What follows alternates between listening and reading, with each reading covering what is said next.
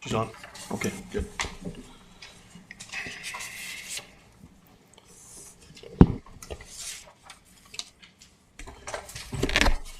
Good afternoon, everyone, and welcome to the regular scheduled Taber Town Council meeting for August 17th, 2020. First off, we have a public hearing to deal with, so with that, I call the public hearing meeting to order.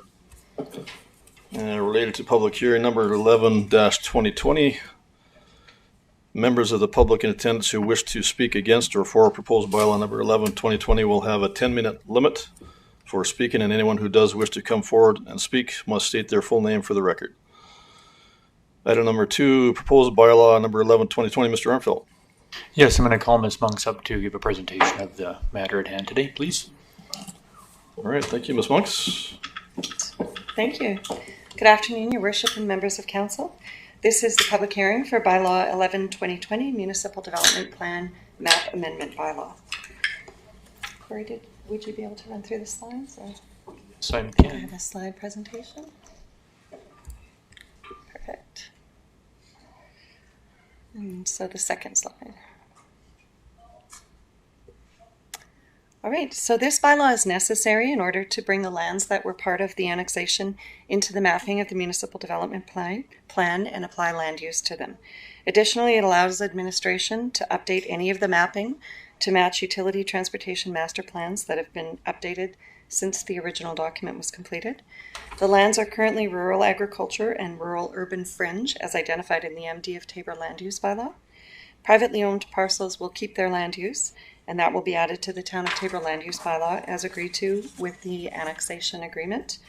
Town-owned lands which make up the rest of the area will be assigned an institutional recreational land use. Next slide. So the general location are the lands south of the river and west of Highway 864, north of Trout Pond Road. They consist of 4 private parcels: the transfer station, trout pond and campground, dog park, and some vacant town-owned lands. As well as, of course, the rest of the town-owned lands. Section 632, the Municipal Government Act, requires the Council adopts a municipal development plan to provide land uses within the municipality. This bylaw will allow for land uses to be provided for those annexed lands, ensuring that the town is keeping all of our statutory documentation up to date. This will also provide direction for administration and the public as to what can be expected for land use in future development.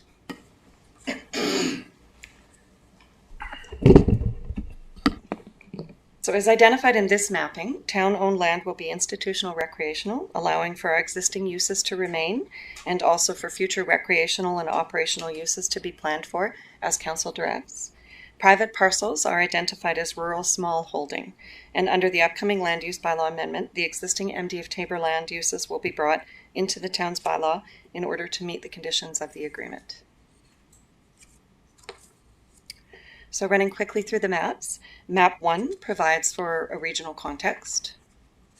Map 2 provides a context of development influences that could potentially impact any development plans and which show restrictions on the annexed land that make it ideal for operational and recreational uses. So you can see the buffer of the existing transfer station, the existing coal mines, well sites as well. And then you can see those throughout the rest of the community which we've updated. Map 3 highlights proposed land uses. Map 4 indicates our major community corridors and community nodes and highlights our downtown. These items are our urban design highlights. So Map 5 provides a display of our parks, recreation, and open space areas. You can see existing and proposed pathway systems and the cemetery location, as well as the trout pond and dog parks. Map 6 has been updated to show the latest transportation network. So the next 3 maps, 7, 8, and 9, provide updates to water, stormwater, and sanitary service locations for future and existing lands, as well as treatment plants, ponds, lagoons, and lift stations. They do not impact the annexed lands, but have been updated to accurately reflect what's been constructed in town, as well as the current lotting as we've developed out somewhat since the last amendment. So these will be more up to date.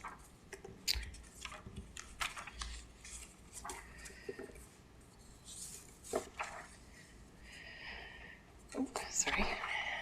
So strategic plan alignment. So updating this bylaw aligns with our strategic plan objectives for development community and promote growth and enhance sense of community. It'll allow us to keep our town policies and regulations up to date. And by the addition of recreational lands, continues the growth of Taber as a healthy and safe community. So first reading of this bylaw was given at the July 20th regular meeting of council. This public hearing is a requirement of the Municipal Government Act prior to second and third reading of the bylaw occurring. It will provide amendment of Schedule A to Bylaw 7-2016, the Town of Taber Municipal Development Plan maps and figures, by replacing pages 58 to 66 with these maps that I've shown you tonight. So circulations have been sent out to all of those with an interest in the land or title, private landowners in the area, the MD of Taber, and our usual internal and external circulations. An ad was placed in the Taber Times July 22nd and 29th. No comments or questions have been received from any members of the public. So our department registration or recommendation later this evening or this afternoon will recommend second and third reading to occur at our regular meeting. Great, thank you. Just to confirm, Ms. Monks, have there been any written or oral briefs against the proposed bylaw number 11, 2020? Worship, there have not. All right, thank you. Is anyone present who wishes to speak against bylaw number 11, 2020? Anyone wishing to speak against proposed bylaw 11, 2020 the second time? And anyone present wishing to speak against bylaw 11, 2020 for a third and final time? Seeing none, all right.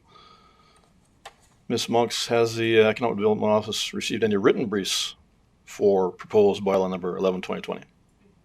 All right, thank you. Is anyone present who wishes to speak for proposed bylaw number 11, 2020? Is anyone present who wishes to speak for proposed bylaw number 11, 2020 a second time? Is there anyone present who wishes to speak for proposed bylaw number 11, 2020 for a third and final time? All right, seeing none, someone prepared to make a motion? Councillor Tams. Yes, Mr. Mayor, I move that council accepts the information provided at this public hearing for information. All right, thank you. Motion on the table. Any further discussion? All in favor? Carried unanimously. All right, thank you. And with that, a motion to declare the public hearing is now closed. And just to clarify, we also have Councillor Firth on the line. Councillor Firth, can you hear us well? Councillor Firth? Al? Councillor Firth may have muted her own line. Okay, did you had clarification, though, Al, that Councillor Firth is in fact on the line? I didn't get a confirmation, but I believe it's Okay, as far as, okay, Mr. Arpel? Mr. Mayor, I have confirmed that Councillor Firth is online. Okay, all right, very good. Thank you. Just to confirm, we do have Councillor Firth on the line. She will be with us via the teleconference method. And with that, I will call the regular scheduled meeting to order. You still need a motion to close the meeting? Pardon me? You still need a motion to close the meeting? No, I don't need a motion for that, just to go ahead and declare that hearing closed, actually. Thank you anyway. So just to ask for a motion to call meeting to order. Councillor Stravas? Yes, Your Worship. Make a motion to call the meeting to order. Yes, the meeting has been called to order. I'm just asking for an adoption of the agenda, actually, sorry. Councillor Stravas. Worship, item number 9.5, I would like struck off the agenda. It's a conversation that is inappropriate at this time. All right, that can be stricken, and it will be as such. Item 9.5 shall be taken off the agenda if all are in agreement. Councillor, Mr. Armfeldt. Mr. Mayor, at this time, you would typically adopt the agenda via a vote, and council could make a motion to remove one of the items from that agenda via a vote. All right, so just to confirm, we item. do need a motion So that's to. what we're looking for, is a motion to adopt the agenda as presented or as amended. It's amended. All right. Hey, Your Worship, then I'll make the motion that council approves or adopts the minutes as amended, or the agenda as amended, sorry. With the removal of. With the item removal of 9.5, item 9.5. Closed session item. All right, thank you. Motion on the table. Any further discussion? All in favor? Not sure about Councillor Firth. Councillor Firth?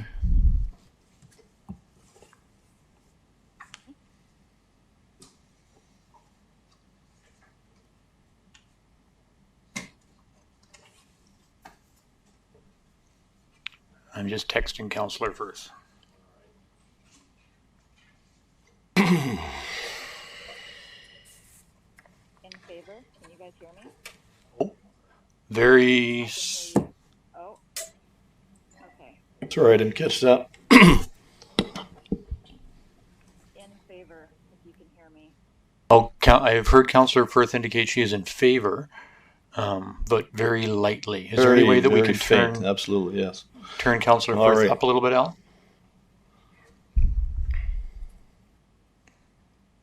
Can you hear me now? Yes. It's a little bit better. Yeah. Okay. I'm going to see if I can find a place that has maybe a little bit better service. But I can hear all of you. Okay, Councillor Firth, we can certainly hear you now. Yes, we can. Great, thank you.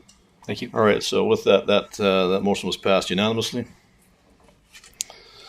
On to item 3.1, minutes of regular meeting of council, July 20th, 2020. Mr. Armfield. Yes, Council has before you minutes to consider adopting from July the 20th. All right, thank you. Any questions arising? Councillor Beckering.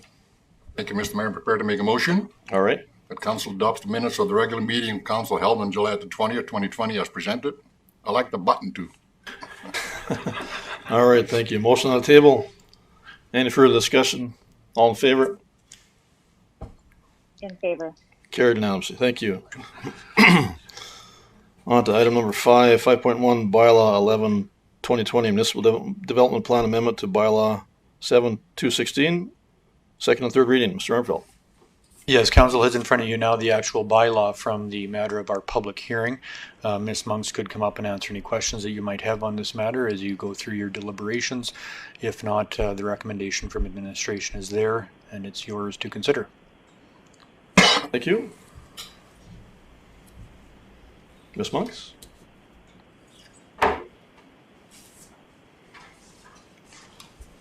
Further to add?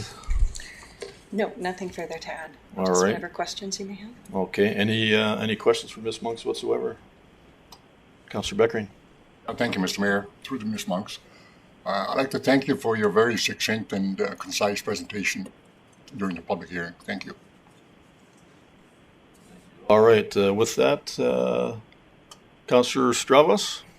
Yes, I'll make the motion that council gives second reading to bylaw 11-2020 as presented. All right. Thank you. Motion on the table. Any further discussion? All in favor? In favor. Carried unanimously. Thank you. And someone prepared to make the third reading motion requirement.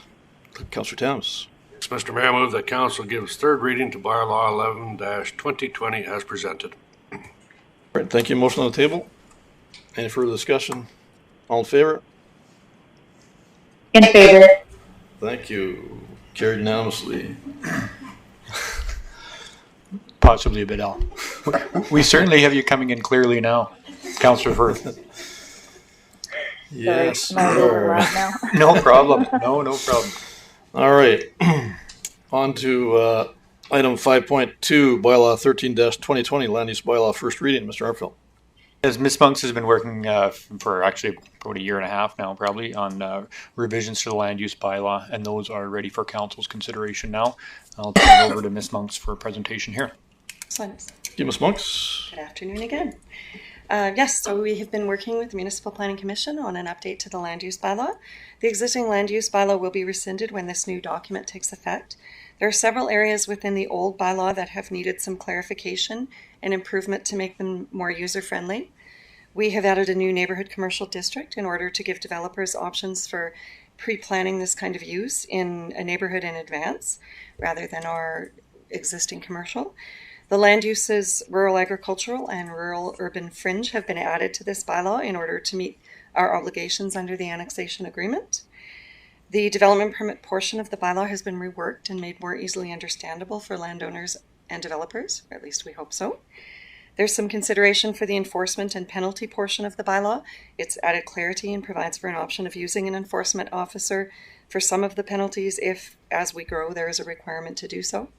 Secondary suite requirements have been expanded for clarity, as well as parking requirement increases for larger suites in order to lessen the impact in a neighborhood. Decks and patios have had minor revisions for clarity to try to assist in understanding questions which are most frequently asked or areas that have been confusing to the public. Shipping containers have been added to the bylaw and addressed as discretionary in particular districts with very specific requirements for the look and location of them. Some types of signs have been added, and the definition for signs has been moved to the definitions section. There were 3 different areas in the existing bylaw for definitions. We've streamlined them into one, and we've removed some definitions that we were not using, added some to give clarity, and we've also added some graphics for those that were a little bit confusing to make them a little more understandable. Live work has been added as a definition and as a discretionary use in several districts with information as to when we would consider those. This gives a potential opportunity to live and work in a unit or have staff units above or below a business. The next step in this process will be public consultation. Planning will set up open houses, place the document on our website, and send out notifications and circulations to builders and developers, particularly for input. And then a legal review of some particular sections will be completed to ensure that we're compatible with legislation. Then we'll hold a public hearing similar to what we've done this afternoon, and potentially second and third reading, hopefully by October, depending on what we receive for input and what changes need to be made to the document. So at this time, administration is requesting first reading of the bylaw in order to proceed with the next steps. All right, thank you. Any questions arising? Councillor Strauss. Yes, Your Worship, to administration here, to Phyllis, just for clarification there, that on page 20, clarifying 3A, clarifying the advertising methods. In the past, I always thought it was conditional that you had to advertise in the paper, but I see you've got 3 different, can be in the website or something. Is that a new change? Is that an addition, or is that? It is a change to the Municipal Government Act, so we're just updating a document to propose that. We would likely still continue with advertising in the paper because that's the best way to get input out to the general public in town, but it's just kind of mirrored to reflect what's in the Municipal Government Act under notice. Thank you. Thank you. All right, thank you. Any other questions arising? All right, someone prepared to make a motion? Councillor Thames. Yes, Mr. Mayor, I move that council gives first reading to bylaw 13-2020 as presented. All right, thank you. Motion on the table. Any further discussion? All in favor? In favor. Carried unanimously. Thank you. On to item 5.3, bylaw 16-2020 ATCO franchise agreement. Mr. Arfeld. Yeah, third and final bylaw for council's consideration this afternoon, be presented by Mr. Orwa. We've been working with ATCO to secure a new franchise agreement for provision of gas services. Mr. Orwa, if you'd like to make a presentation. Mr. Orwa. Thank you very much. Good afternoon, members of council. Before you is the bylaw number 16-2020, just renew the franchise agreement. This is a follow-up of the presentation to council last month, if you recall, by one of the ATCO representatives. So this just begins the whole process. It's a very long process. At this time, we don't require the first reading, after which we'll present with other paperwork to Alberta Utility Commission. Then once it's approved, it will come back to us for advertisements. After the advertisements, then we have to wait for the appeal period. And if it's all clear, it will be back to council for second and third reading. And this only happens after 10 years. All right, thank you. Any questions whatsoever? All right, someone prepared to make a motion. Councillor Garner. Prepared to make a motion at this time, Mr. Mayor, that that council gives first reading to bylaw 16-2020 to renew the franchise agreement between ATCO Gas Pipelines Limited and the town of Tabor. All right, thank you. Motion on the table. Any further discussion? All in favor? In favor. Carried unanimously. Thank you. On to action items. Item 6.1, Municipal District of Tabor. Do we have any MD reps here yet? We do, Okay. Your Worship, and I'm Right, just here going to they are. ask administration, I'm not sure who's coming in from the MD, but with the social distancing requirement, if we could make some space for our guests. And once Right. once this delegation is over, then we'll have administration come back in. All right. Great. Thank you, MD of Tabor representatives. Come forward, please. Who is ever approaching? Reeve Harris, if you're going to do the Reeve speaking, Harris. I will ask you to do the introductions to your team, Not a problem. and then go ahead. Merrill Harris, Reeve MD of Tabor, Councillor Tamara Maria Naga, Councillor Brian Bruin, Councillor John Tricato, and our CAO Arliss Crofts. Thank you. Welcome all. Thank you. Reeve Harris, the floor is Okay. yours. Thank you for having us. You're probably want to know why the MD walked down the hall to visit you today. But we're here to make you aware of what the government of Alberta is proposing to do with the assessment model for regulated properties such as oil and gas wells, pipelines, machinery, equipment, as well as to outline the potential implications for the MD of Tabor. If the government goes through with the assessment model changes that they're proposing, they've given us 4 different scenarios of what might happen to the taxes or the tax base in the MD of Tabor. If scenario A or scenario 1 would reduce MD's revenue by $3.1 million, and if they went ahead with scenario D or 4, it would result in about a $4.1 million drop in revenue based on the year 1 proposed changes to the assessment model. Possibly higher reductions in assessment in the following years, so even greater reductions on municipal revenues. It would be necessary to raise residential tax rates approximately 130% and the non-net residential rates up to 55% to make up the shortfall in revenue in year 1. Raising tax rates to offset the impacts of the assessment model changes will have the effect of simply transferring taxes from industry to other businesses and residents. This abrupt change to the assessment model will force municipalities to enact a reduction in service levels and possibly in intermunicipal collaborative agreements, as the above-mentioned tax rate increases are not realistic. These changes will not only impact the MD, but in fact the entire region. Over the past 3 to 4 years, the MD has had to write off close to $5 million in unpaid taxes, largely from the oil and gas industry. And this year we're looking at possibly another $1 to $2 million that won't be paid due to the oil companies choosing not to pay their taxes. There's nothing in the Alberta legislation that has teeth to force companies to pay their taxes. I believe it's in the town's best interest to review the details of what is being proposed and lobby or advocate through the channels that you have available to you to stop this change in the way the assessment model might change. Things such as seniors housing will be affected. The amount that each municipality is requisitioned is based off of an equalized assessment. A $400 million drop in the MD's assessment base, and that's what is being proposed, will change the amount that the town of Tabor, Vauxhall, and Village of Barnwell will need to contribute just in that area in seniors housing. Other scenarios will be cuts to the level of service the MD provides its citizens, as well as clawbacks on the amounts that we transfer to our urban neighbors. Basically, everything will be on the table. So, I know that's brief as to what's happening or what might happen, but we're asking our urban neighbors to advocate and lobby our MLAs and through AUMA to draw attention to the unintended consequences these changes might have to the town of Tabor.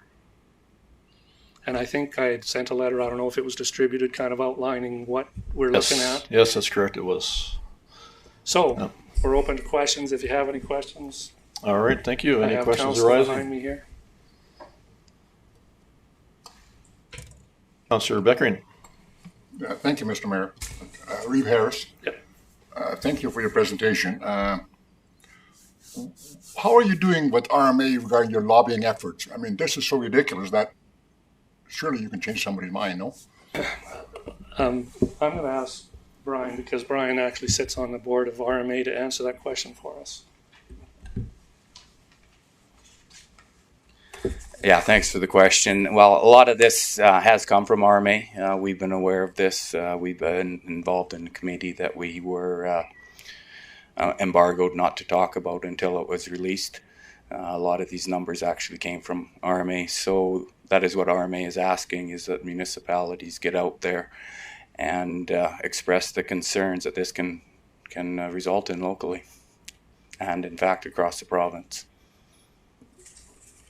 Great. Thank you. Councillor Strauss.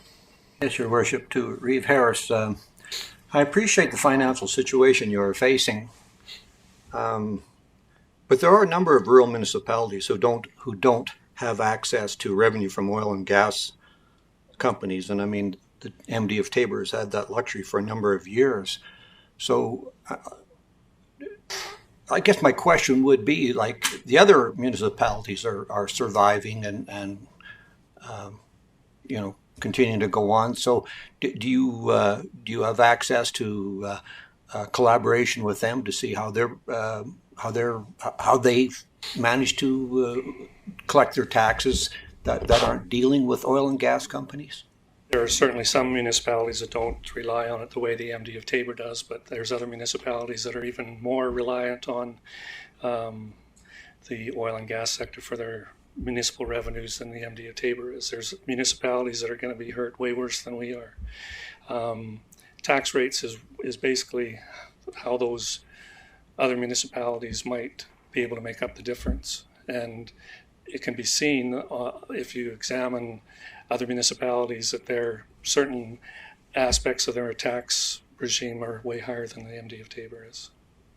So in a follow-up question then, so they have higher farm taxes and residential taxes and business taxes than what you have in the MD then right now. So that's what you're saying. So on a parity basis, you'll be just increasing taxes, you just be bringing yourself up into line with the other municipalities that don't have. In fact, our rates are some of the are on par with a lot of other municipalities. There's some that certainly the farmland rate would be higher than ours, but I think we're on par with a lot of municipalities around us. We're not the low man on the totem pole, that's for sure. Thank you. Yep. Just to add a little bit to that, a lot of these municipalities that don't have the oil revenue also don't give a lot to the recreation and others to the neighboring municipalities. If you look at some of them that do, have very little recreational funding to their neighboring municipalities. So we'll survive, yes, but there'll be less money going around for other things. And that's why we're here today to talk to you about it, so you're aware. All right, thank you. Councillor Firth, did you have any questions whatsoever? I do not. Thank you for the presentation. Great, thank you. I guess just one clarification question. Is there an actual timeline they've presented with you on this at all? Well, we've understood that there was a 1 month review after this was released, and it's been released 2 weeks now. So within 2 more weeks, they supposedly are going to be in the decision-making process of whether they're going to go ahead with these assessment model changes or not. And that's, like I said, we just, you have as much of a voice in to the provincial leaders as we do, and we are just simply asking for your support in through the channels that you have available to you to advocate that these changes don't go through the way they are proposed. All right, thank you. Councillor Beckering. Thank you, Mr. Mayor. To Reeve Harrison, perhaps Councillor Bruin. UCP government has many rural MLAs. What's their take generally on this proposal, please? I can only address, maybe Brian can address more because he's more out there with more of them. We've met with one of our MLAs. We are meeting with the other one this week on this topic. And or the one MLA is on our side, that these changes are too much.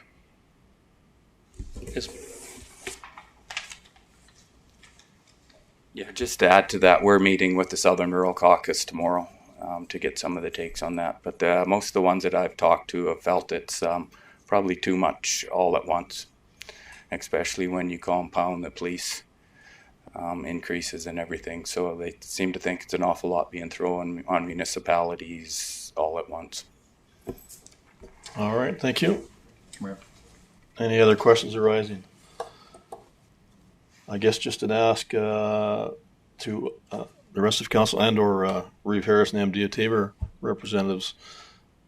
Is a letter of support applicable in this case? Or a letter, what would be or your like I ask? said, advocating with the MLA and or through AUMA. I understand that from Mayor Plumtree that there's some meeting going on this week, I believe, on this issue from the urban side. And we just, like I said, it impacts not just the MD, it affects the region. And like I said, again, just looking for your support. All right, thank you. I'm not sure about the meetings. Is that something, Mr. Arnold, that we're aware of that you're up on by chance? Your Worship, I'm not aware of a meeting this week, but Okay. in the President's report from AUMA, Mayor Marchita has put out an opinion paper, so to speak, or an opinion letter on this matter. Okay, all right. It's echoing I have the not seen MD's that, yeah. concerns. All right, I have So, not sir. seen that letter yet. All right, I guess open to any other input from council members. Councillor Tams? Yes, Mr. Mayor. Thanks, Mr. Mayor. I'm of the expressed opinion a letter of support is, of course, obvious that we need to do that, but I also think that we need to be lobbying our MLA, Mr. Grant Hunter, and anybody else we can, because the MD is going to be faced with some serious financial questions, and of course it is going to seriously affect us also. That's what's coming out of this. So I think we need to give our neighbors across the hall our full support and lobby whoever we can to help them with this, because it's going to become a burden upon all of us. That's my opinion. Thank you. All right, thank you. Just a clarification question again. Has there been any discussion with MLA Minister Hunter just yet on this topic? Yes, we had a meeting with him last week, and like I said, we believe he's on our side on this issue. With meeting with MLA Scow later this week, who represents the other side of the river. But we have met with Grant on, Okay. and every time we meet with him, this is brought up, and like I said, Okay. it's And again, just another clarification, the timeline, it could be as little as 2 weeks 2 more before weeks, yeah. before they actually propose this as I mean, it's, gospel. August 24th is the date. It's a pretty short window here. It's a very short window to try and do what you have to do to try and put a stop to this. Yeah, exactly. You know, again, we're not opposed at all to helping the oil and gas industry get back on their feet. I'm just not sure that downloading all this onto the municipality is the right direction to go. Perhaps there's other policy options that the government can look at through royalties or corporate tax breaks, whatever, that's not downloading onto municipalities, rural municipalities. We provide the roads that the industry uses to get at their resources, et cetera, et cetera. And the taxation we get out of those is to maintain those roads. Yeah. And like I said, there's about 75% of the roads in Alberta are in rural municipalities. And like I said, the oil and gas industry does pay taxes, but we're providing those roads, et cetera, so they can get to the resources that they're trying to get at. Right. Well, thank you very much for your presentation. Again, Councillor Firth, nothing else your end to add? No other questions. Oh, Thank all you. right. Thank you. No other questions arising.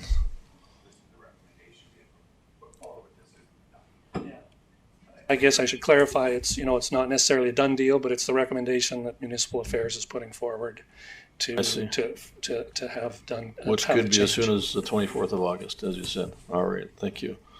All right, once again, thank you so much for your Hey, presentation. Thank you for your time. Thank you very much. Someone prepared to make a motion?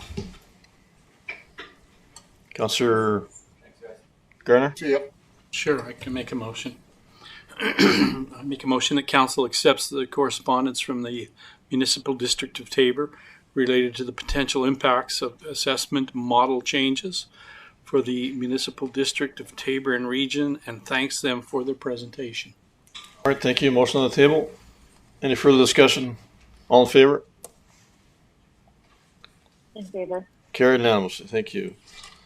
Item 6.2, AGTMA 2021 conference appointments. Mr. Arfield? I'd just like to point out, Your Worship, that there was some discussion there with regards to lobbying efforts, and none of that actually came through with regards to the motion that you just passed on this agenda item. So just before we move on, I just want to make sure of council has no more direction for administration on this matter with regards to anything you expect of us to assist council with on that lobbying effort, if you so choose to do it. All right, fair enough. There was some discussion on a letter of support, perhaps a motion related to a letter in that capacity is appropriate. If one or all are in agreement with that, someone prepared to make a motion in that regard. Councillor Tams. Yes, Mr. Mayor, move that council also writes a letter of support to support the municipal district grade relating to potential impacts of assessment model changes for the municipal district Taber and the region. All right, thank you. Councillor Stravas. Yes, Your Worship. I realize we're going to go ahead and write a letter here, but I mean, we haven't actually seen the figures of what the government is proposing and how badly and how effectively it is going to be put into motion. So I don't know if we had those additional figures and seen, you know, the different scenarios that they've come up with and when they're going to be implemented. All right, thank you. I guess just for my clarification, I believe that they did talk about the numbers that it may impact. I mean, there were some serious numbers as part of today's presentation. I understand that, but we didn't see what the government was, what municipal affairs or the government was proposing as far as tax changes. You know, it's hard to write a letter of support when we don't know the actual assessment changes and how they're going to be phased in, or you know, right now this is we're giving a letter of support for something that may or may not happen. Mr. Arfield, I think in my mind that's simply as an ask as the MD had requested, basically covering the bases in some blanket form, I believe is all they're looking for. Is that correct in your mind? Yeah, Mr. Mayor, administration would craft a letter, and of course it's up to you to sign that letter. So we would craft it in a way that you're comfortable signing it moving forward. Within the letter that we got from the MD, they're talking about $3.1 million to $4.1 million decrease in revenue year over year. And that's echoed by the presentation this evening. Certainly would be a significant hit to their budget. So placing my faith in the MD that they've come here and they've been forthright in their conversations with us, that's the figures that I would stand by. All right, thank you. Any other discussion on that note? Councillor Tams. Yes, Mr. Mayor. The number, and they're asking us to support them on the impacts of the assessment model change. And you know, I think we as a town of Taber can support the MD on the impacts of this assessment model change, that it needs some fine tuning by the government or some better tuning by the government. But when they're talking about a $3.1 to $4.1 million hit in their municipality alone, based on what they've seen so far, and that they were clear about that, is based on what they have seen so far. And I don't think that they necessarily know the full extent, because it hasn't been, the province has not passed this yet. But they're asking us to support them, that they're asking for too much change at too big a time and too fast. And if they, you know, we turned the cards over and it was $3.1 million hit to the town of Taber. Between 3.1 and 4.1, it would be virtually impossible for us to absorb that without massive tax increase. And I totally agree with their perspective. Can you please lobby we need some more clarification. You can't just change this and dump this all on municipalities, because they're going to get through with the rural municipalities, and guess who's next on the list? It's going to be the urban municipalities. And I think we just need to support them at that. this change is too fast, too quick, with not enough input from the urbans and the rural municipalities. They need our support. And I think to support them with a letter of support that way, dollars don't really have to matter here. It's just too fast, too quick. That's what they're asking for. All right, thank you. Councillor Beckering? Thank you, Mr. Mayor. I agree with what Councillor Tam just said. I also believe that what's happening here, from my mind, is a transfer of taxes and assessment from one entity, which is the oil and gas companies, to another entity, which is the rural municipalities of Alberta, and I just don't think that's fair. Rather, we can argue all day and all night about should farmers pay more taxes from the land or residential within the MDs and counties. I don't know. But to transfer assessed taxes from one entity to another entity, I don't think it's fair. I support the motion. All right, thank you. Councillor Stravas? Yes, Your Worship, I think what the missing link here is what does the government plan to do with this new income? Is it going to be redistributed amongst their rural municipalities? Is it going to go into the coffers? Is it going to reduce income taxes? I think there's another scenario to this whole conversation that we're not aware of what they are planning to do with this sort of income that's going to be taken away from the rural municipalities. All right, thank you. Once again, we do have a motion on the table. Any further discussion? All in favor? In favor. Opposed? Carried. Thank you. Item 6.2, AGTMA 2021 conference appointment, Mr. Armfield. Yes, Council has had on the standing items spreadsheet for quite some time the Alberta Japan Twin Municipalities Association 2021 conference. We're getting into the work effort stage of that and seeking a chairperson for that conference effort. And administration is recommending Councillor Stravas to be that chairperson. Up to Council to consider that and pass a motion in that regard if you so choose. All right, thank you. Any questions arising? Councillor Bruin. Mr. Mayor, I'd like to make the motion that Council appoints Councillor Stravas as chairperson for the AGTMA 2021 conference. All right, thank you. Motion on the table. Any further discussion? Oh, Councillor Tams. Yes, further discussion. Councillor Stravas, are you comfortable with this? Yes, I am. All right, thank you for that clarification. All right, once again, motion on the table. Any further discussion? All in favor? In favor. Carried unanimously. Thank you. Item 6.3, grand opening day, Mr. Armfield. Yes, Your Worship. As we've been discussing, there's been a number of recreation infrastructure and our emergency service building over the last year that has seen completion of construction, and talking about a day to have some celebration about that. We're proposing Saturday, September the 12th as that day, and you have the agenda in front of you with regards to what would happen at each of those locations at that time. We've confirmed that the 4th baseball diamond opening and dedication ceremony, our guests of honor are available that day, and we're working towards getting the plaque and such squared away for that day. So, on the administration side, we're ready for that if council so chooses to go ahead with this. All right, thank you. Any questions arising? Someone prepared to make a motion? Councillor Garner. Mr. Mayor, I can make that motion. The council directs administration to plan a grand opening day event for the Tabor Trout Pond Campground, the 4th Ball Diamond at Ken McDonald Memorial Sports Complex, and the William Ferguson Emergency Services Building to be held Saturday, September the 12th, 2020. All right, thank you. Motion on the table. Any further discussion? All in favor? In favor. Carried unanimously. Thank you.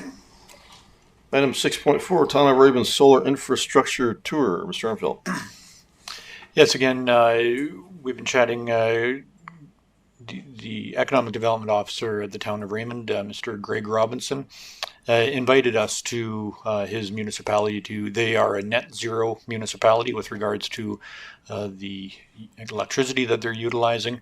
And through your connections with local businesses, Mr. Mayor, you know of the firms that have done the work there, that have undertaken that work, and they've been in discussion with you. So bringing this forward to council to see if there is an appetite to go to Raymond to see the work that the contractors have done, and to visit with your counterparts at the town of Raymond to hear what they have accomplished. All right, thank you. Any questions arising?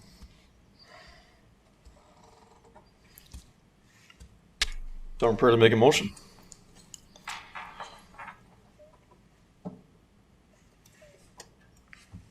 Councillor Bruin. Mr. Mayor, what month are we looking at? Are we going to pick a sunny day, a cloudy day? When's the best time to check out a solar panel? Mr. Armfield? Well, we certainly could leave the date selection up to an email. If council wanted administration to go ahead to organize something, that could be another option with regards to a recommendation that administration works with the town of Raymond to set a date suitable to this council and the town of Raymond for this event. So necessarily picking a date at this time, not completely necessary. You could leave it up to administration's hands to do so and provide you with some options via email. By just looking for the direction that this is something that council would like to undertake. All right, thank you. Any other questions, comments? Councillor Garner. I fully support this recommendation. I think we should avail ourselves of going and checking out if they're net zero. I think that's something that it should appeal to everyone in the room here. So I think it behooves us to go and take a look. All right, thank you. Councillor Firth. I would be in favor of taking a tour, and I could make a motion to that effect.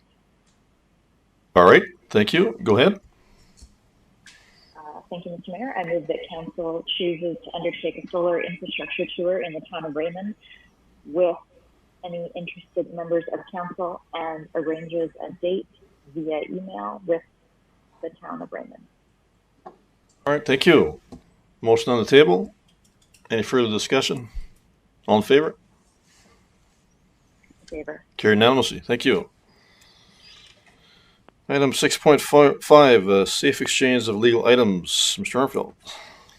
Yeah, this item was raised by Councillor Firth in a standing item agenda session with regards to locating a safe exchange site at the Taber Police Service Station.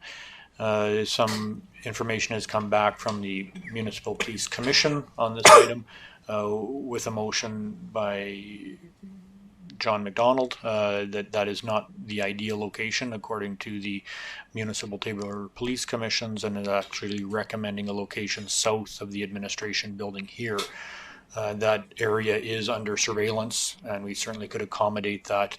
The concern from the Police Commission was parking, and there's no short of parking south of the administration building. So if council wanted to direct administration to do that sort of thing, we certainly could facilitate it. I leave that in your hands. Great, thank you. Any questions arising? Someone prepared to make a motion? Councillor Tams. Yes, Mr. Mayor, I think we need two motions here, so I'm going to make the first motion that council accepts the safe exchange of legal items, correspondence, and report from the Taber Municipal Police Commission for information purposes. All right, thank you. You want to do that two separate? Yeah, two separate. Okay, all right. Councillor Garner, you had a comment also?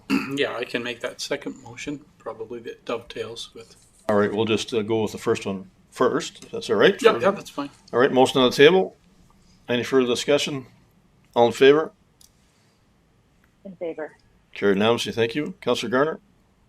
Mr. Mayor, I'd make a motion that council directs administration to designate 2 parking spaces as safe exchange locations within the community center parking lot for the safe exchange of legal items with signage cost to exceed no more than $100 exclusive of GST to come from the council's discretionary fund. All right, thank you. Motion on the table.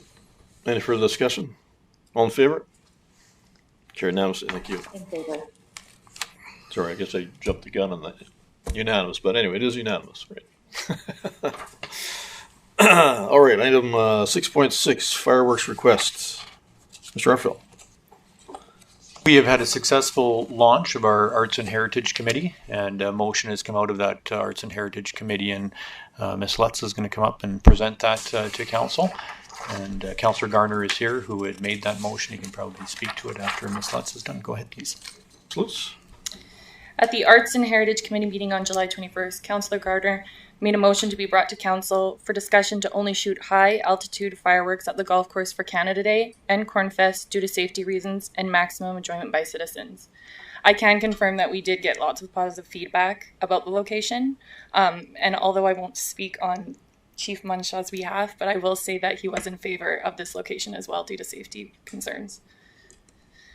All right, thank you. Any questions arising? Someone prepared to make a motion? Anyone? Actually, I had a question. All right, Councillor first, yes. Thank you, Mr. Mayor.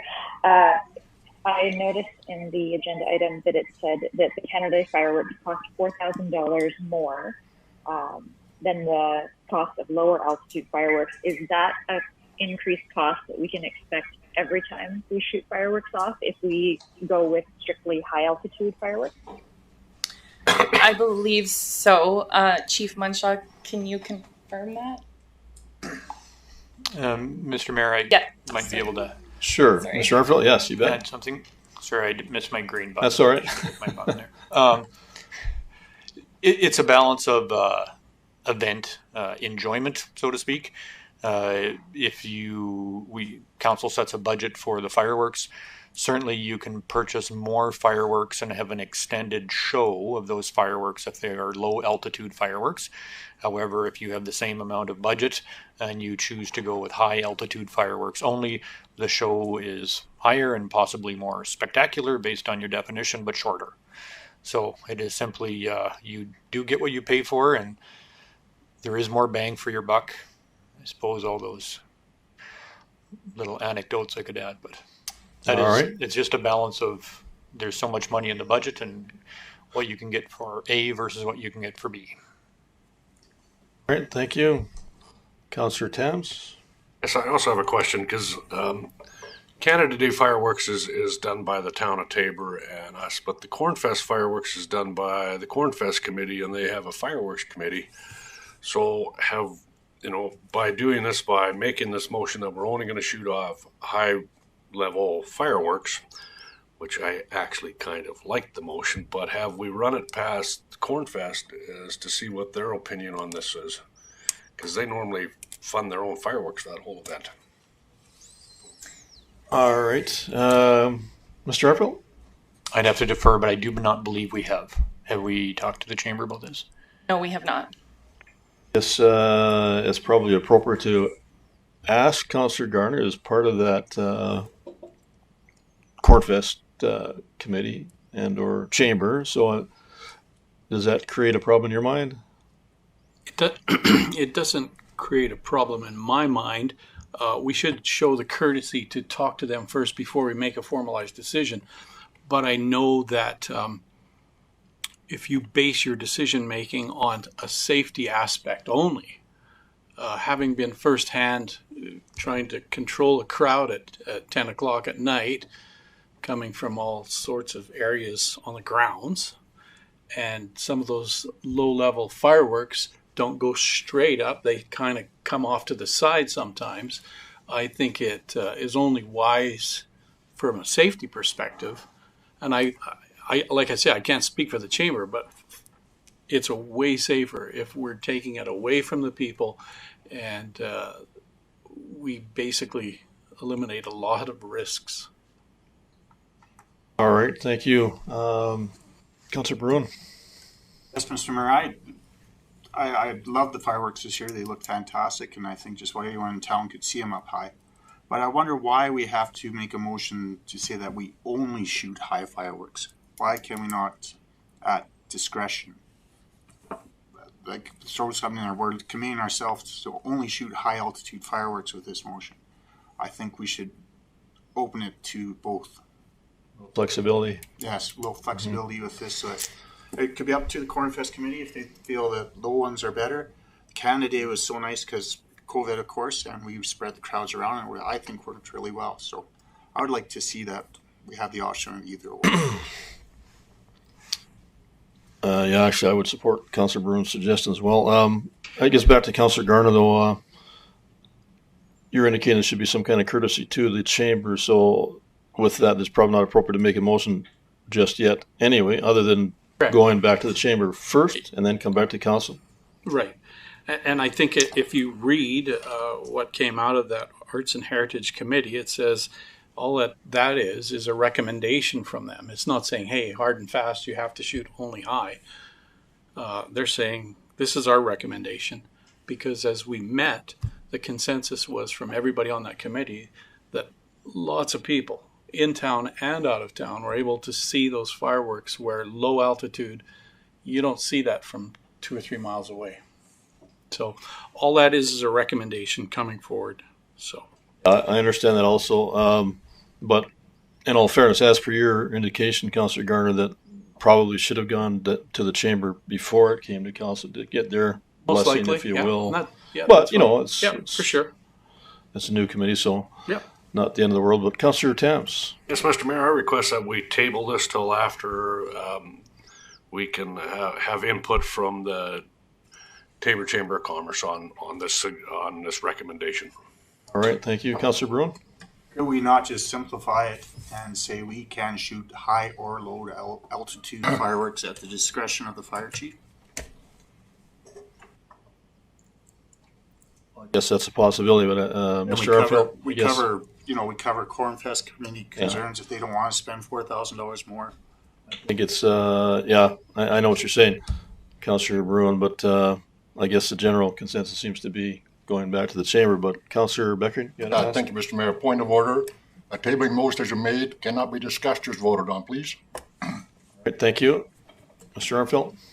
Yeah, my recommendation would actually be withdraw the table and direct administration through a motion to have a conversation with the Chamber of Commerce. It's very restrictive when you table something, and I would just request that you create another motion to direct us to have a conversation with the Chamber of Commerce. Mr. Mayor, I'm withdrawing my tabling motion. I'd like to make a different motion that we direct administration to have a meeting with the Tabor and District Chamber of Commerce regarding the fireworks discussion. All right, thank you. Fair enough. Motion on the table. Any further discussion? All in favor? In favor. Carried unanimously. Thank you. On to item 6.7, information for council. Mr. Arfield. And we had our traffic committee meeting. That's what the item is for the information for council. Just passing those meeting minutes to council from July the 15th. All right, thank you. Any questions arising from that report? None whatsoever. Someone prepared to make a motion?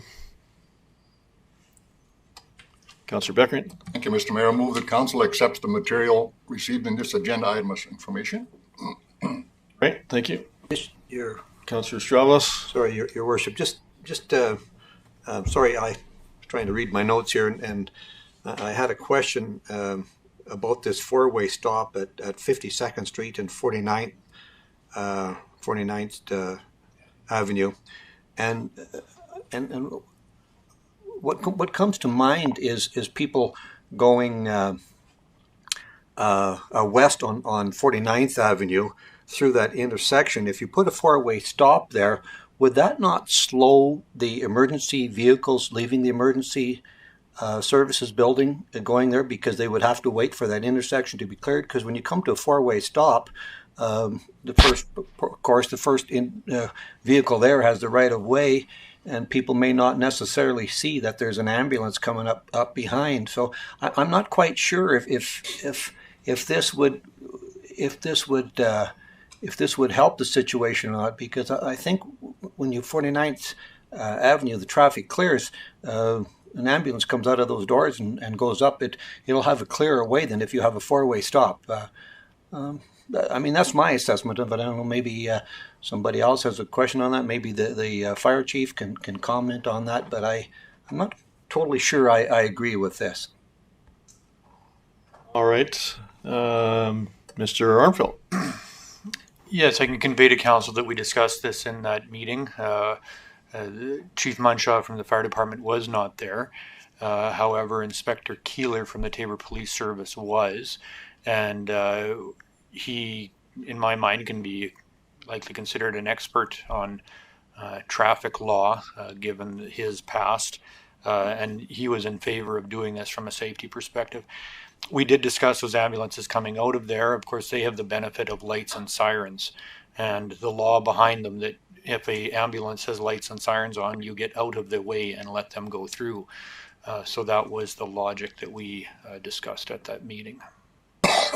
That's correct, actually. And just to confirm, I had brought that up as an ask from Councillor Garner, who wasn't able to attend that day. So, and we all did support that completely as per with Inspector Kaler's input as well. And no, we didn't check with the fire chief per se, but we did also indicate, and we're very aware there's definitely more traffic there now with the activity in the emergency service building. So we felt, as a result of other near-miss incidents that we've all witnessed, that it was very appropriate to do so. And as Mr. Armfield indicated, that's what lights and sirens are for. So if there's a need, if somebody happens to be there, they should be moving over, or they'll pull around them, one of the two. And that should cover the bases. That was the base. Just Councillor Strauss. Councillor Strauss. Your Worship, so in the summation of that there, so if they did a three-way stop allowing the traffic going west off of 49th to clear through that intersection, would that not be more efficient rather than a four-way stop? I don't know, I wasn't at that meeting, of course, and I'm just running some different scenarios through my head, and I'm not quite sure. If you get two or three vehicles backed up, even if an ambulance tries to go around these vehicles that are stopped there, because it's not a wide street, you'd have to go into the other lane to go around. I'm not quite sure I agree with this. Again, that's what was brought up, and we did discuss it at length, and it was unanimous as a result with those comments. Councillor Garner?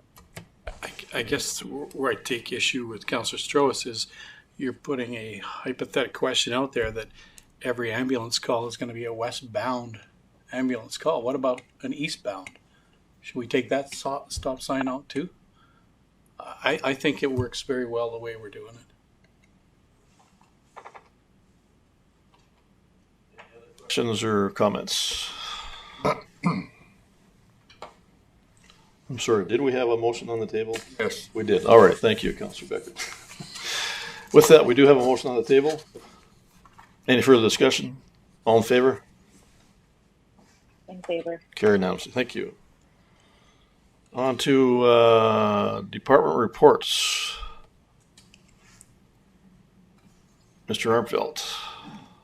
These are here for council's consideration. They're a reflection of the efforts of your administration over the last month, and happy to answer any questions that you may have with regard to the contents. All right, thank you. I'll go through these individually. If there's any questions, please stop me accordingly. First report is Public Works Treatment Facilities Department report. Fire Department report. Finance Activity reports. Human Resource Department. Councillor Firth? I just have a question about the water and wastewater treatment facilities. All right. Go ahead. Thank you. Through the chair to administration, I know that there has been some comments about the taste and odor in our drinking water. I'm just wondering if the Public Works Department had any update on when we can expect to see an improvement in that. All right, thank you. Mr. Armfield?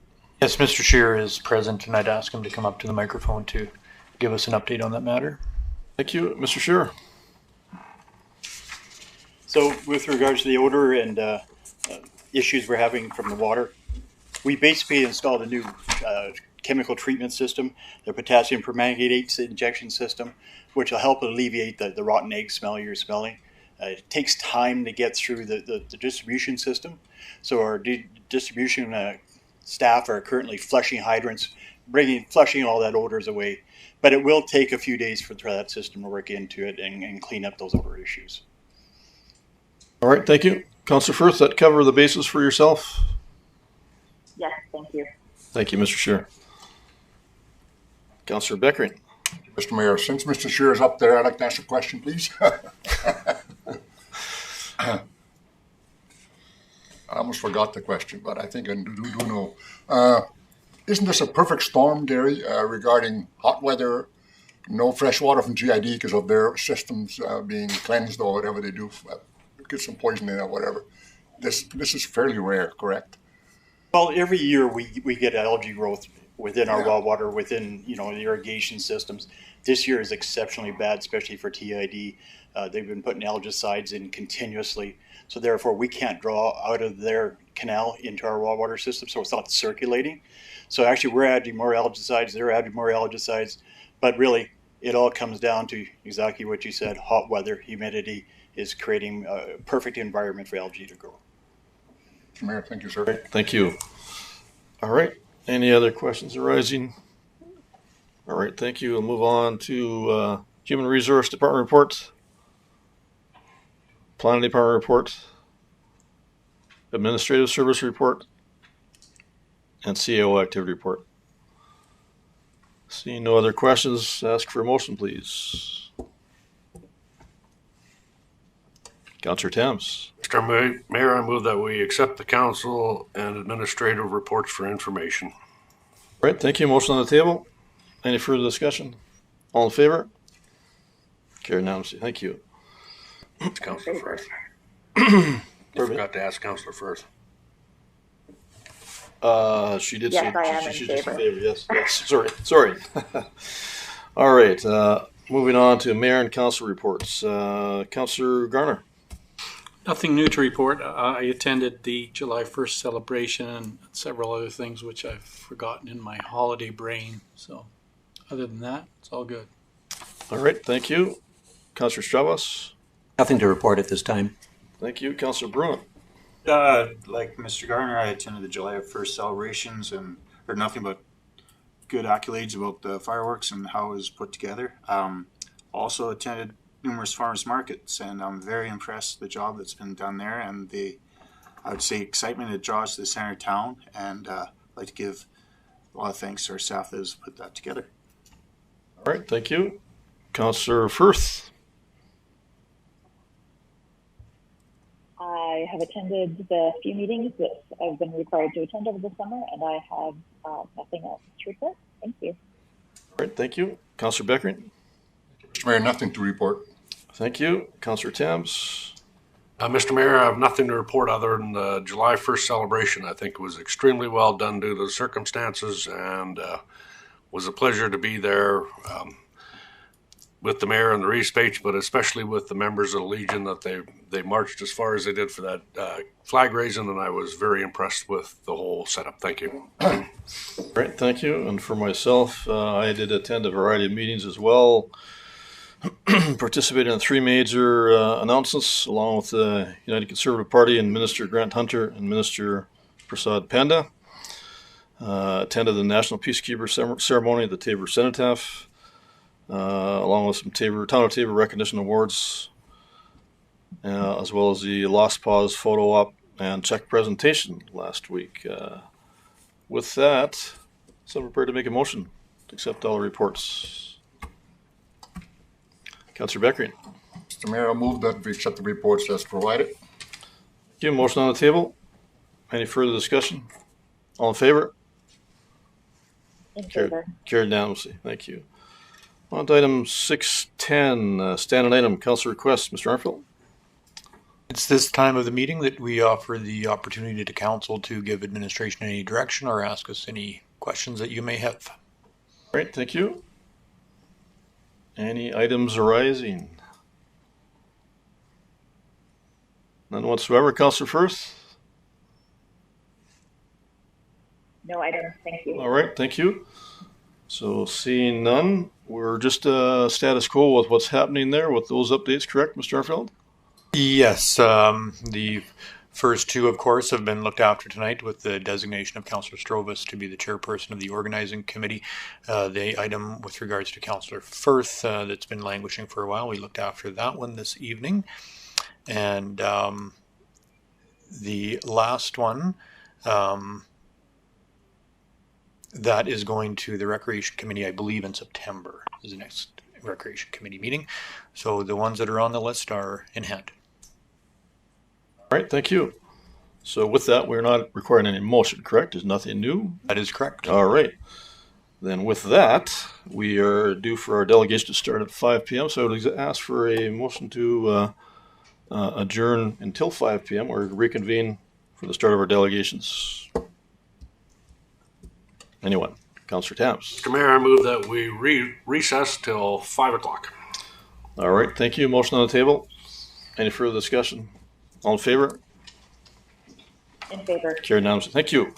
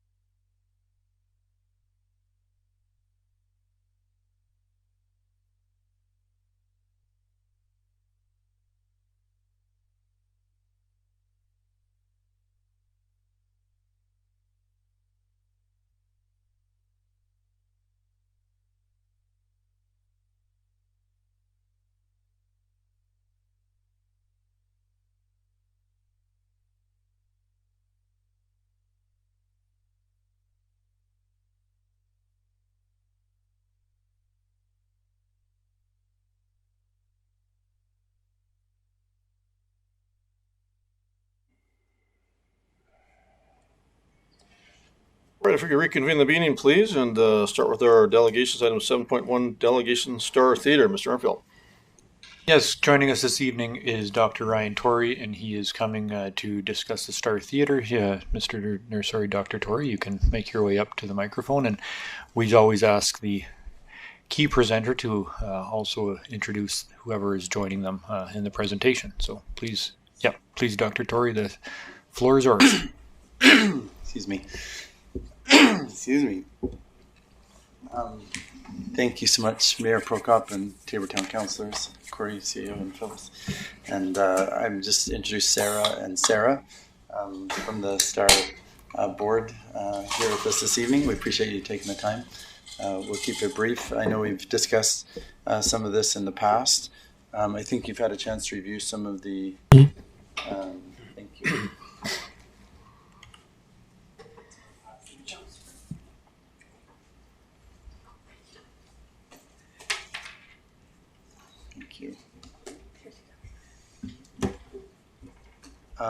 We had the opportunity, so we had last spoke, I think, with council. We were looking at a facility over in Johnson's Addition outside of the town of Tabor and discussing with the MD and the town of Tabor. I think the master plan for recreation had recommended having the theater in the town of Tabor. So we looked at some different options in the town of Tabor, and I was downtown the one day and had a discussion with Louis Bemby there about his building. He was looking at possibly selling that building, and we had the opportunity to walk through the building with Corey and I think Phyllis and the fire chief. And that building is for sale and was a theater in the past, and is in better shape. The one in Dogtown, or Johnson's Addition, there was not in great condition. When we got the safety inspections, it was in rough shape. So looking at the MD at the time had said they would be interested in supporting a theater, and they'd be interested in working with the town of Tabor in putting together a plan for a theater to bring arts and some opportunities to the community. But they didn't like that building, which was understandable after we had reviewed the report with asbestos and the different issues that it had. So we were looking around for different facilities within the town of Tabor. There are other options aside from reusing a current building. Would be to find an empty lot and build a new building, but that's not cheap. We'd looked at building possibly, when I was on an arts committee with the town a few years ago, we'd looked at building next to the Civic Center, and that was about $7 million for the theater we'd looked at there. This building downtown that we're exploring is, he had said, it's probably somewhere between $600,000 and $700,000. It could be purchased, which is a lot less than $7 million. It's a nice structure. The fire chief did, a cursory inspection and felt like it wouldn't be hard to meet any code issues. So no major expenses, and it would be repurposing a building in our community that has some historical significance. It's right along the main street there. It would be easy to incorporate into, say, Cornfest and car show and that type of thing, and be able to help revitalize our downtown as well. I'm just trying to get here. So this was some of the proposed repurposing of that unit. You can see that here. So currently it's being rented, and you could still work with those renters to keep a lot of it rented, some of that front portion, and depending on how quickly you wanted to refurbish or build out the entire thing, you could rent a fair bit of it. But it would allow you to repurpose this nice building downtown and keep it in our community. And it would make a fantastic theater. The ceilings are very tall. There's second story facilities that could be used for other purposes. We've looked at the possibility of a teen drop-in center downtown where kids can get off the street and have some activities and work with community leaders, having mentorship programs, educational opportunities, that type of thing, during the day or after hours. There's some pictures of the building, just kind of reviewing the structure. It's actually in quite good shape.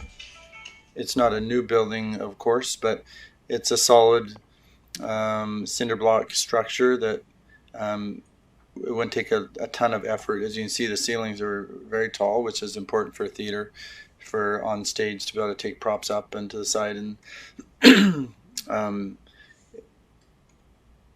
yeah, it's a nice structure for what we would need as far as a small community theater.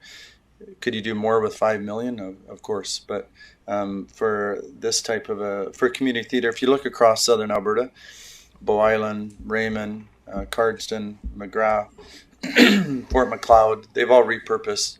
I know almost everyone, and I'm pretty sure almost everyone is repurposed. I'm trying to think of Bow Islands, if that's a repurposed building. But I know the others. Fort McLeod, I've been, it is. Cardston, it is. Raymond, I've been there. It's an old building that's been repurposed. And it's just an affordable way to bring a community theater to your to the town. And having the opportunity to work with the town and the MD working together. I know we've looked at in the past, and I think it's still being considered, repurposing the Civic Center. My concern with the Civic Center, not that it wouldn't be great to use it more, but if you have a theater that you want to use regularly, daily, be able to show movies, some of that stuff that might bring in some regular revenue, it'd be difficult. The Civic Center has a purpose too, and it's a big building, and it's too big for a theater. You could divide it in half or use a portion of it, but in the, it wouldn't be a regular, it'd be difficult to be using it on a regular basis every day kind of thing for a theater type thing. And it wouldn't be possible, I don't think, I don't think the town is going to sell part of that to the MD, so you wouldn't have that cooperative effort. I think it'd be hard for an organization like our volunteer organization to help be involved, run it, fundraise, all that stuff. If it's owned and run by the town, I don't think you'd have the same buy-in from the community and sponsorship, some of that stuff. Where if you get a building downtown, similar to what's been done with the gymnastics center and other facilities, where you work out some type of an arrangement with a debenture or something like that between the MD and the town, that then it could be run. Are you going to make $1 million in this thing? No, not at all. Could we cash flow? I think that you can break even. We haven't redone our entire business plan just because, we're just wanting to review this site and see if there's thoughts as to whether it might be an option or if there's interest from the town. Tamara Mianeg is a town councilor that's also on the arts committee that we presented to, I think, last month. And she's speaking with the MD Council as well. I don't know, in the past they had said they'd be interested in considering a $400,000 debenture and maybe some cash from their reserve fund that's designated for recreation. I don't know what their commitment would be at this point, but they're certainly open to the project. And I think there's a lot of value in the town of Taber and the MD of Taber working on a project like this and having a committee like STAR with members from the town of Taber and the MD of Taber working together to bring sponsorship together and bring the community together and have, we'd like to see this being used like daily, regularly, and bring arts in. And it's tough if you have it in the Civic Center where the town has events and you have bigger events. I think it'd be very difficult to fill it up on a daily, every other day type of basis. I agree it'd be awesome to repurpose Civic Center and use it more, but it does have a purpose. It's great for big functions and having that space. And to parse it up, I think, would be difficult. So we propose that this building would be a nice option. We would love to consider it more. I don't want to, we've had an architect come out and evaluate it, and they've got some nice options that we could look at. And we would just propose or request that the town of Taber Council, if you might consider looking at this, and we could explore it further if there's interest, and exploring further with the MD Council, the council with the MD of Taber, whether this might be a feasible option for the community. And I guess I'm open to, your thoughts as to how we might be able to help, but we'd love to work cooperatively with the town of Taber and with the MD of Taber to bring something to our community. I don't like going to Calgary to have to go to a nice evening. And Lethbridge is limited as well. And I think if other communities like Cardston and McGrath and Raymond and Fort McLeod and Bow Island, we're the biggest community that I'm aware of in the South that doesn't have a community theater similar to this. I think it'd be awesome to have it. Appreciate your time. All right, thank you. Do you have any questions? Any questions arising? Councillor Bruin. Yes, thanks, Mr. Mayor. Parking. How have you addressed parking for this building? Downtown, it would be mostly evening events, and so you have, like any like the theater when it was run in the past. Usually downtown clears out in the evening, so I think there's a fair bit of parking all through the downtown. Even the Corn Fest, when you have a huge influx of people, that parking, flows into the downtown. And I think it's been able to accommodate some of those events. I think on an average show is only 100 to 200 people. I think the target would be to have around 200 seats. This theater, Louis said in the past, the owners had up to 800 people. I'm sure that wasn't to code in our day, but it's a big space, and you can put hundreds of people in there. But if you put 200, 220, I think that'd be a nice size for our community. And I don't think the parking, that would put a major stretch on the parking in the downtown core. But just follow up. I really like your idea, and I think if we could make something work there, and if we can afford this building inspection would be quite important. But I like the thought of this. So thank you, Dr. Thank you. Any other questions arising? The reason I appreciate your time is we put money in for an inspection, thousands of dollars into the other building, and then when it comes back that, it's not great, then so I thought, maybe we should just all see if this is a good idea before we put, too much as far as into the inspection. Obviously, those things would need to be addressed before any. Just a couple of clarification questions for myself. I think you mentioned 600,000, 700,000 roughly for the building.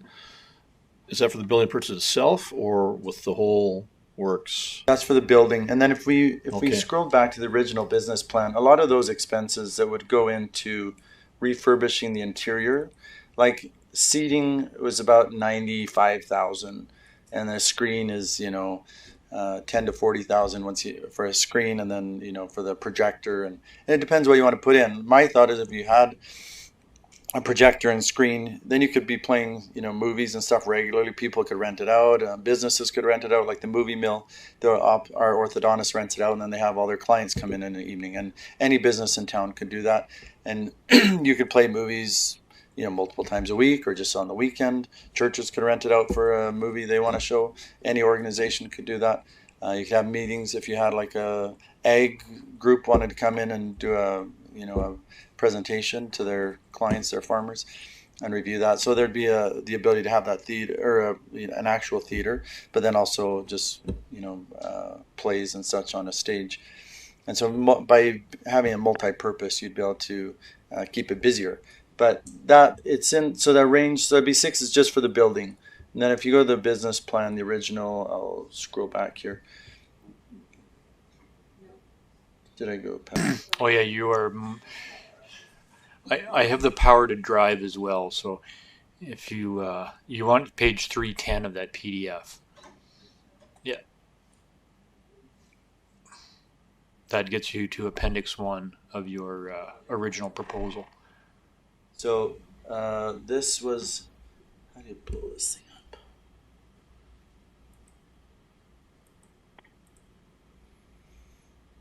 Have to hit the plus there when you bring that one up. Yep. And probably have to recenter.